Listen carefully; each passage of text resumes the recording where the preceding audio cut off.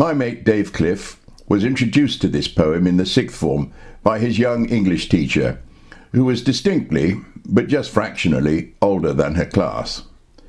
She was what Bert would call, ironically, a plain-looking girl.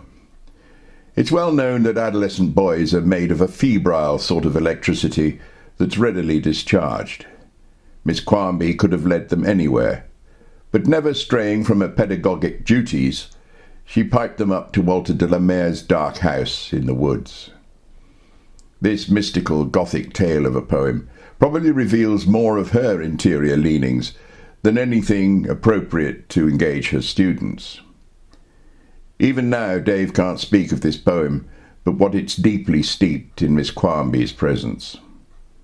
The hapless lad was lured into the perfect hammer horror paradigm. Exuberant blood, suspense, spectres, and heaving creamy breasts. Of course, I'm only guessing. Bless her, she'd now be in her 80s. The listeners. "Is there anybody there?" said the traveller, knocking on the moonlit door, and his horse in the silence champed the grasses of the forest's ferny floor.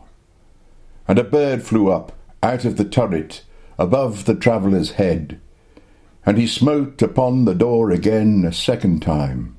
"Is there anybody there?" he said. But no one descended to the traveller.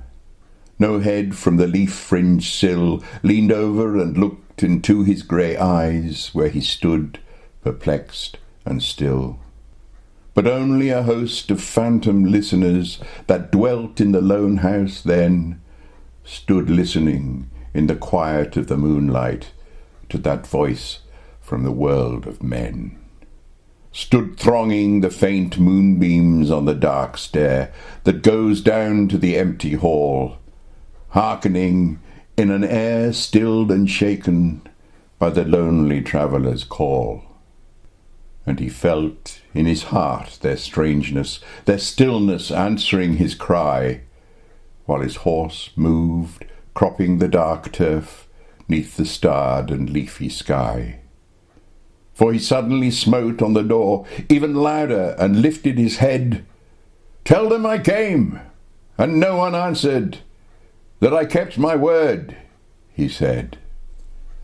Never the least stir made the listeners, though every word he spake fell echoing through the shadowiness of the still house, from the one man left awake.